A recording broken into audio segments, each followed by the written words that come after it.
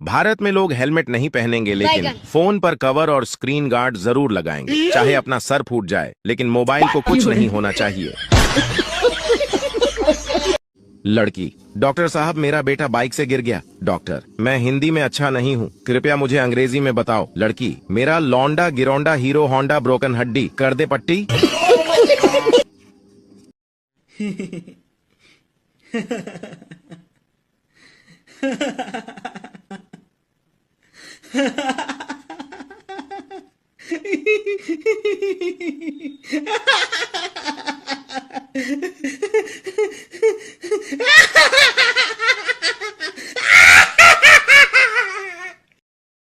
सुबह ब्रश किया तो टूथपेस्ट में लौंग थी, फिर चाय पी उसमें भी लौंग थी, दोपहर में दाल खाई उसमें भी लौंग थी, रात को बिरयानी खाई उसमें भी लौंग थी, सोने से पहले पान खाया उसमें भी लौंग थी।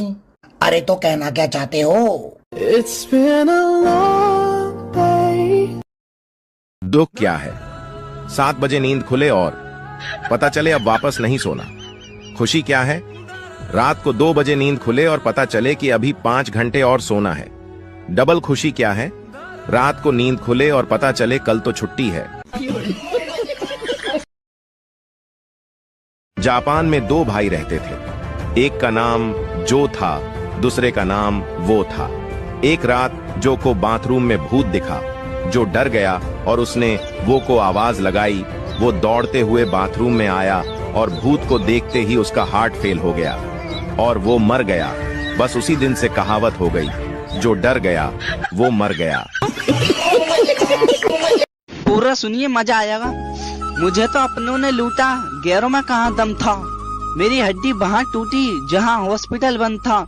मुझे जिस एम्बुलेंस में डाला उसका पेट्रोल कम था। मुझे रिक्शे में इसलिए बैठाया क्योंकि उसका किराया कम था। मुझे डॉक्टरों ने उठाया, नर्सों में कहाँ दम था। मुझे जिस बेड पे लेटाया उसके नीचे बम था। मुझे तो बम से उड़ाया, गोली में कहाँ दम था। और मुझे सड़क में दफनाया क्योंकि कब्रिस्तान में फंक्शन था। एक माँ ने अपने बच्चे से मार्कशीट मांगी। बच्चे ने मार्कशीट दिखाई जिसमें उसे गणित में 100 में से 90 अंक प्राप्त हुए थे। माँ ने मार्कशीट देखी और उसे जोर जोर से पीटने लगी। फिर बोली, तुम कब से इतने समझदार हो गए? जरूर तुमने 9 के 90 करे हैं। 0 अपने आप पढ़ाते हो। बोल बोल कर बस उसे पीटे ही जा रही थी और बच्चा बेचारा रोए जा रहा था। बच्चा हाथ जोड़ जोड़ कर बोल रहा था कि माँ, मैंने 0 नहीं बढ़ाया। मगर माँ कुछ सुनने के मूड में नहीं थी और उसे बस पीटे ही जा रही थी। 3 साल बाद माँ ने अपने बच्चे से फिर से पूछा कि सच सच बताओ, तुमने 0 बढ़ाया था? बच्चे ने कहा, नहीं माँ, मैंने 0 नहीं बढ़ाया था। माँ ये सुनकर फिर से गुस्सा हो गई और बच्चे को पीट कर चली गई। फिर बच्चा रोते हुए बोला कि दोस्तों, मैंने 0 नहीं बढ़ाया था, मैंने तो 0 के आगे 9 बढ़ाया था। और ये बात दूर खड़ी माँ ने सुन ली और आगे क्या हुआ आप देख ही सकते हैं। पिंटू एक बार अपने घर की लाइट सुधार रहा था, तभी उसके ऊपर बिजली का तार गिर गया। पिंटू तड़प तड़प कर मरने ही वाला था कि अचानक उसे याद आया कि बिजली तो सुबह से बंद है। वापस उठकर हंसते हुए बोला, साला याद नहीं आता तो आज मर ही जाता। When you study, you pass. And when you pass, you get happy. And when you get happy, you play. And when you play, you get tired. And when you get tired, you get sick. And when you get sick, you die. So don't study. Holi पर इतने भी पुराने कपड़े मत पहन लेना कि कोई रंग लगाने की बजाय रोटी देकर चला जाए। दोस्तों, 2 लड़के लड़की शादी करना चाहते थे, लेकिन लड़की का बाप चाहता था कि शादी ना हो। इसलिए उसने लड़के के सामने एक शर्त रखा कि अगर बारात में कोई भी बूढ़ा आदमी आया तो शादी नहीं होगी। लड़के ने मजबूरी में शर्त मान ली। जब बारात लड़की के घर जाने के लिए निकलने वाली थी, तभी लड़के के नाना ने कहा, मैं भी जाऊंगा बारात। लोगों ने समझाया कि अगर आप गए तो शादी नहीं होगी। नाना बोले, चाहे कुछ भी हो, लेकिन मैं जाऊंगा। लोगों ने फैसला किया कि बूढ़े नाना को डिग्गी में बैठा लो, लेकिन उन्हें बाहर मत मत निकालना। नाना को डिग्गी में डाल दिया गया। जब बारात पहुंची तो लड़की के बाप ने फिर से टांग अड़ा दी और लड़के से कहा, शादी तभी होगी जब तुम पास के इस तालाब से पानी की जगह दूध बहवा दो। बारातियों ने कहा, यह तो पॉसिबल नहीं है। बारात वापस आने लगी, तभी नाना ने डिग्गी से आवाज लगाई, बस इतनी सी बात के लिए तुम सब वापस जा रहे हो? जाओ, जाकर लड़की के बाप से कह दो कि हमने दूध का इंतजाम कर लिया है, आप तालाब का पानी खाली करा दो। अमेरिका में जब कोई बच्चा बाइक से गिरने के बाद घर पहुंचता है तो उसकी माँ सबसे पहले उसे बिठाती है, देन डॉक्टर को कॉल करती है। और जापान में जब कोई बच्चा बाइक से गिर जाता है तो उसकी माँ सबसे पहले उसके फ्रैक्चर चेक करती है और फ्रैक्चर चेक करने के बाद उनपे बैंडेज करती है। और जब मैं बाइक से गिरता हूँ तब माँ, हाँ बेटा मैं बाइक से गिर गया। क्या?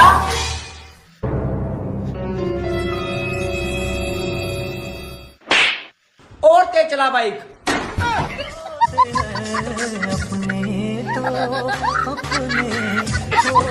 दोस्तों, एक बार एक राजा के राज्य में महामारी फैल गई। चारों ओर लोग मरने लगे। एक रात राजा को एक सपना आया कि हे राजा, तुम्हारी राजधानी के बीचों बीच जो पुराना सूखा कुआं है, अगर अमावस्या की रात को राज्य के हर घर से एक एक बाल्टी दूध उस कुएं में डाल दिया जाए तो अगली ही सुबह ये महामारी समाप्त हो जाएगी। राजा ने अगले दिन पूरे राज्य में यह घोषणा करवा दी कि महामारी से बचने के लिए अमावस्या की रात को हर घर से कुएं में एक एक बाल्टी दूध डालना जरूरी है। अमावस्या की रात जब लोगों को कुएं में दूध डालना था, उसी रात राज्य में रहने वाली एक कंजूस बूढ़ी औरत ने सोचा कि सारे लोग तो कुएं में दूध डालेंगे, अगर मैं एक बाल्टी पानी डाल दूं तो किसी को क्या पता चलेगा। उस कंजूस औरत ने रात में चुपचाप एक बाल्टी पानी कुएं में डाल दिया। अगले दिन जब सुबह हुई तो महामारी समाप्त नहीं हुई। राजा ने जब कुएं के पास जाकर इसका कारण जानना चाहा तो उसने देखा कि सारा कुआं पानी से भरा हुआ है। दरअसल दोस्तों, ऐसा इसलिए हुआ क्योंकि जो विचार उस बूढ़ी औरत के मन में आया था वही विचार सभी लोगों के मन में आ गया और सबने कुएं में दूध की जगह पानी डाला। दोस्तों, बात सिर्फ इतनी सी है कि जब भी कोई ऐसा काम आता है जिसे बहुत सारे लोगों को मिलकर करना होता है तो अक्सर हम अपनी जिम्मेदारियों से यह सोचकर पीछे हट जाते हैं कि कोई न कोई तो कर ही देगा। एक बूढ़ी औरत 2 लाख रुपए जमा करने बैंक जाती है। मैनेजर ने बुढ़िया से पूछा, इतने पैसे आपके पास कहाँ से आए? बुढ़िया बोली, मैं शर्त लगाती हूँ कि आपको भी शर्त लगानी है। मैनेजर बोला, नहीं। बुढ़िया ने कहा, वैसे भी आप मुझसे शर्त नहीं जीतेंगे। मैनेजर को गुस्सा आया और वह शर्त लगाने के लिए तैयार हो गया। बुढ़िया बोली, शर्त यह है कि कल सुबह 10 बजे मैं आपको 2 थप्पड़ मारूंगी और आपका पूरा शरीर हरा हो जाएगा। अगर ऐसा नहीं हुआ तो मैं आपको 10,000 दूंगी और यदि ऐसा हो गया तो आप मुझे 10,000 रुपए देंगे। मैनेजर सोचा, ऐसा संभव थोड़ी है। उसने शर्त मान ली। अगले दिन बुढ़िया अपने वकील के साथ बैंक पहुंची और शर्त के अनुसार उसने मैनेजर को जोर से 2 थप्पड़ मारे। इतने में वकील दीवार से सिर पीटने लगा। मैनेजर ने बुढ़िया से पूछा, ये आपके वकील को क्या हो गया? बुढ़िया मुस्कुराते हुए बोली, मैंने इससे 20,000 रुपए की शर्त लगाई थी कि आज सुबह ठीक 10 बजे मैं बैंक के मैनेजर को 2 थप्पड़ मारूंगी।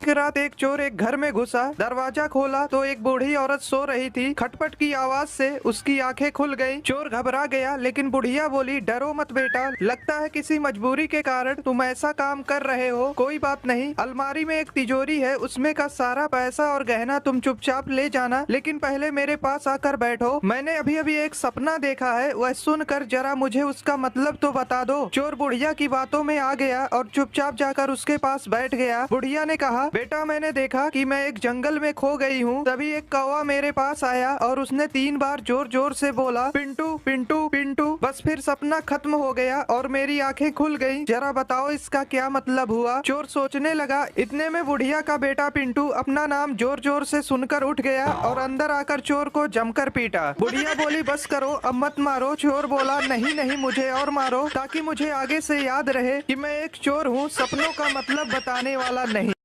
CBSE, UPSC, दिन में सोडा रात को लस्सी, ICSE, NTSE गोल करेंगे रोनाल्डो मेसी। बोर्ड एग्जाम में होने वाली है सारे बच्चों की ऐसी की तैसी। चिंता ता चिता चिता चिंता ता ता। एक अमीर लड़की को स्कूल में गरीब परिवार पर निबंध लिखने को कहा गया। जरा गौर फरमाइए लड़की ने क्या लिखा। एक गरीब परिवार था, पिता गरीब, माँ गरीब, बच्चे गरीब। परिवार में 4 नौकर थे, वो भी गरीब। स्कॉर्पियो कार थी, वो भी टूटी हुई थी। उनका गरीब ड्राइवर बच्चों को उसी टूटी कार में स्कूल छोड़ के आता था। बच्चों के पास पुराने एप्पल iPhone 8 मोबाइल थे। बच्चे हफ्ते में सिर्फ 3 बार ही ताज होटल में खाना खाते थे, बाकी दिन घर पर ही खाते थे। घर में सिर्फ 2 ही एसी थे और वो भी सेकेंड हैंड। सारा परिवार बड़ी मुश्किल से ऐश कर रहा था।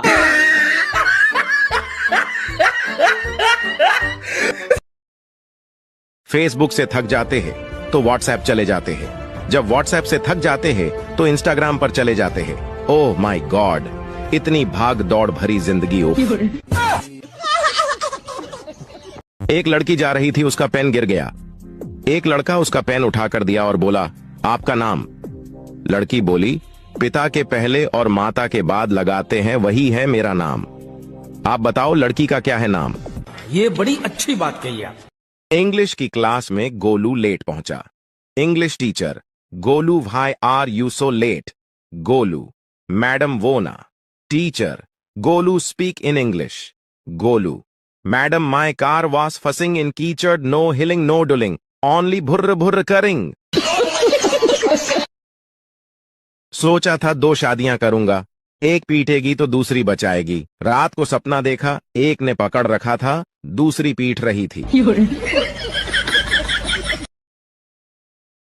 दोस्तों, एक कसाई के घर चूहा, कबूतर, मुर्गा और बकरा रहते थे। एक दिन कसाई चूहा पकड़ने के लिए एक चूहादानी ले आया। जब चूहे को यह बात पता चली तो वह भागा भागा कबूतर के पास गया और बोला, बहन मेरी मदद करो, कसाई चूहादानी लाया है, उस चूहेदानी को कहीं दूर फेंक आओ। कबूतर बोली, चूहेदानी से मुझे क्या खतरा, मैं क्यों फेंकूं? अब चूहा मुर्गे के पास गया। मुर्गा हंसकर बोला, ये तो मेरी समस्या नहीं है, तुझे खतरा है, तू जाकर फेंक। बेचारा चूहा दौड़ते हुए बकरे के पास गया। बकरा बोला, चूहेदानी में मैं थोड़ी फंसने वाला, मैं ऐसा बिल्कुल नहीं करूंगा। निराश होकर चूहा अपने बिल में चला गया। रात को अचानक खट की आवाज आई। कसाई की बीवी को लगा कि चूहा चूहेदानी में फंस गया है। वह चूहेदानी के पास जा रही थी, अचानक उसे सांप ने काट लिया। कसाई अपनी बीवी को वैद्य के पास ले गया। वैद्य बोला, इसे कबूतर का सूप पिलाओगे तो ठीक हो जाएगी। कसाई ने कबूतर का सूप बनाकर अपनी बीवी को पिला दिया। उसकी बीवी ठीक हो गई। कसाई ने अपनी बीवी के ठीक होने की खुशी में मुर्गे को काटा और खा गए। जब पड़ोसी को पता चला कि उनकी पत्नी ठीक हो गई है तो सब पार्टी मांगने घर आए और कसाई ने पार्टी में बकरा बनवा दिया। दोस्तों, यह वही कबूतर, मुर्गा और बकरा थे जो चूहे के मुसीबत के समय में उसका साथ देने के बजाय उसका मजाक उड़ा रहे थे, क्योंकि उन्हें सिर्फ यही लगता था कि यह सिर्फ चूहे की प्रॉब्लम है, न कि मेरी।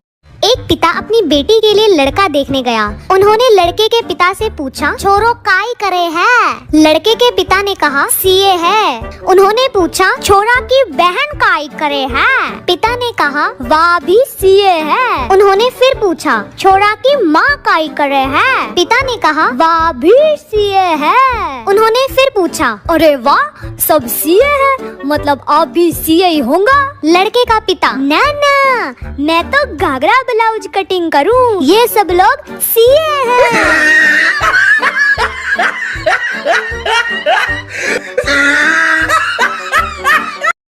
एक लड़का एग्जाम हॉल में बैठा था। पेपर बहुत टफ था। वह चीटिंग करना चाहता था, लेकिन एग्जामिनर बहुत स्ट्रिक्ट था। थोड़ी देर बाद लड़के ने एग्जामिनर को अपने पास बुलाया और उसके कान में कुछ फुसफुसाया। एग्जामिनर चुपचाप जाकर चेयर पर बैठ गया और वहीं बैठा रहा। सभी छात्रों ने खूब चीटिंग की। एग्जाम खत्म हुआ तो सभी ने बाहर आकर उस लड़के से पूछा, भाई तूने एग्जामिनर को ऐसा क्या बोला कि वो चेयर से उठे ही नहीं? वह लड़का शर्माते हुए कहा, मैंने बोला था सर, पीछे से आपकी पैंट फटी है।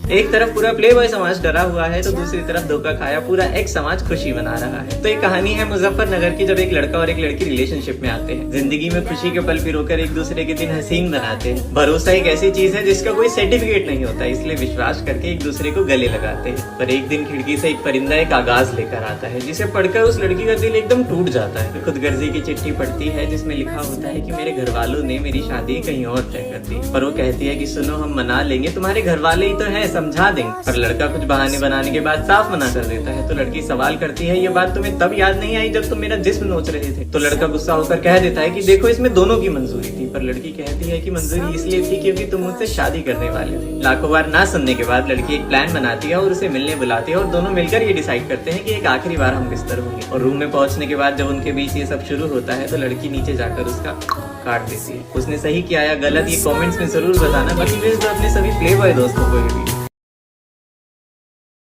तुम्हें पता है एक जेंटलमैन कौन होता है? जो तुम्हारी बकवास बातें भी बड़े गौर से सुने, जो तुम्हारा रंग रूप दौलत देखकर नहीं, तुम्हारी मासूमियत देखकर तुम्हें प्यार करे, जो तुम्हारी बिना फिल्टर वाली फोटो की भी तारीफ करे और जब तुम इनसिक्योरिटीज हो तो इग्नोर नहीं क्लियर करे, जिसे तुम्हारे जिस्म से नहीं बालों से खेलना पसंद हो। जो तुम्हारी मर्जी के बगैर तुम्हें उस नजर से देखे भी ना, भले ही तुम्हारी आंख खुली हो या बंद हो। जो तुम्हें भले ही कितना भी प्यार करता हो लेकिन अपनी माँ को हमेशा प्रायोरिटी दे। जो महंगे महंगे गिफ्ट्स भले ही ना दिलाए लेकिन तुम्हारे पीरियड्स में तुम्हें एक चॉकलेट जरूर ला कर दे। जो भले ही तुम्हारी गलतियों पे तुम्हें डांटे लेकिन दूसरों के आगे बहुत रिस्पेक्ट से बात करे। जिसके पास ऑप्शंस भले ही कितने हो लेकिन वो हमेशा सिर्फ तुम्हें ही चुने। जो तुम्हारे आगे रोने से बिल्कुल ना शर्माए और उसे देखकर जब तुम रो दो तो वो चुप हो जाए। और अगर ऐसा लड़का तुम्हें मिले तो उसका साथ कभी मत छोड़ना। भारत पाकिस्तान के बीच जो लड़ाई हुई उसमें कुछ भी अच्छा नहीं हुआ, लेकिन एक चीज जो अच्छी हुई वो ये हुई कि हमें पता चल गया हमारे देश के लिए कौन कौन वफादार है। इस 6 दिन की लड़ाई में भारत के हर नागरिक ने इंडियन आर्मी का बहुत साथ दिया, पर एक सेक्शन और था ऐसा जिसने पूरे भारतीयों का साथ दिया, वो थे हमारे इन्फ्लुएंसर्स। हाँ, इस लड़ाई में हमारी इंडियन मीडिया ने काफी झूठी खबरें फैलाई, लेकिन अगर हमारे इन्फ्लुएंसर्स नहीं होते तो हम भी पाकिस्तान की तरह झूठी बातों में उलझ कर रह जाते। लोगों ने मीडिया से ज्यादा वीडियो क्रिएटर्स की सुनी। लिटरली पाकिस्तानी एक्टर्स हारने के बाद भी विक्ट्री परेड निकाल रहे हैं, पर हमारे एक्टर्स तो सारे चुप रहे और कुछ इन्फ्लुएंसर्स भी चुप रहे ताकि उनकी ऑडियंस न चली जाए। पर जो बोले उन्होंने हमें एक हौसला दिया और ऐसे वक्त में हिंदू मुस्लिम करने से रोका। एक नया फोन लेकर उसकी अनबॉक्सिंग वीडियो बना देना, चाची को साड़ी दिला देना या फिर वीडियो कॉल पे एक दूसरे को गाली दे देना। अगर तुम्हारी नजर में कंटेंट इसे कहते हैं तो जाकर प्यार से फॉलो करो। पर चलो आओ थैंक्स बोलते हैं उन लोगों को जिन्होंने ऐसे वक्त में हमारे देश का साथ दिया। कमेंट्स में उस इन्फ्लुएंसर को, उस वीडियो क्रिएटर को टैग जरूर करना जिसने आपको सबसे ज्यादा होगी, जिसकी वीडियो आपने सबसे पहले देखी और जिसने आपको सही इन्फॉर्मेशन दी। भेज दो सबको ये वीडियो।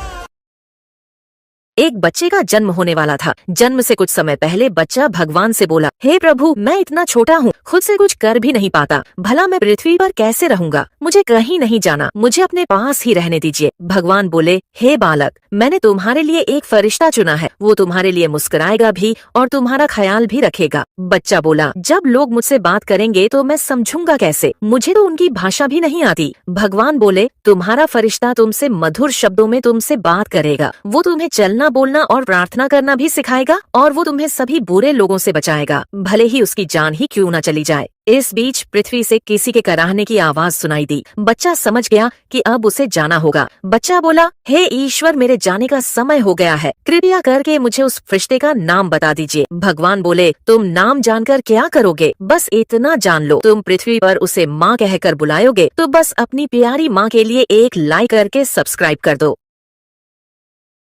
दोस्तों 3 लड़के थे, तीनों ने मिलकर एक बॉल खरीदी जिसकी कीमत 30 रुपए थी। तीनों ने 10-10 रुपए मिलाकर 30 रुपए दुकानदार को दिए और वो दुकान से जाने ही वाले थे, तभी दुकानदार को याद आया कि बॉल तो सिर्फ 25 रुपए की है। दुकानदार ईमानदार था, उसने तुरंत अपने नौकर से 5 रुपए लौटाने को कहा। जब नौकर ने 5 रुपए वापस किए तो तीनों लड़कों ने खुश होकर 2 रुपए टिप उस नौकर को दिए और 1-1 रुपए आपस में बांट लिए। कुछ देर बाद एक लड़का कहने लगा कि हमने तो 9-9 रुपए खर्च किए हैं, इसलिए बॉल की कीमत हुई 27 रुपए और फिर 2 रुपए नौकर को टिप दिए, मतलब हुए 29 रुपए, लेकिन हमने तो टोटल 30 रुपए दिए थे। आखिर 1 रुपया कहाँ गया? दोस्तों अगर आप समझ गए हैं कि 1 रुपया कहाँ गया तो जरूर बताइए, और अगर इसका सही जवाब जानना चाहते हैं तो कमेंट बॉक्स में पिन है।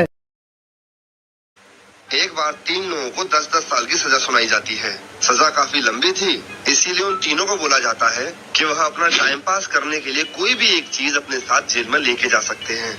इसीलिए पहला बंदा अपने साथ बहुत सारी बुक्स लेके जाता है, दूसरा बंदा पेंटिंग का सामान लेके जाता है और तीसरा बंदा लेके जाता है बहुत सारी सिगरेट्स। जब उनकी सजा के 10 साल पूरे हो जाते हैं तो जेलर उनसे मिलने आता है और उनसे पूछता है कि वो लोग जेल से बाहर निकलने के बाद क्या करेंगे।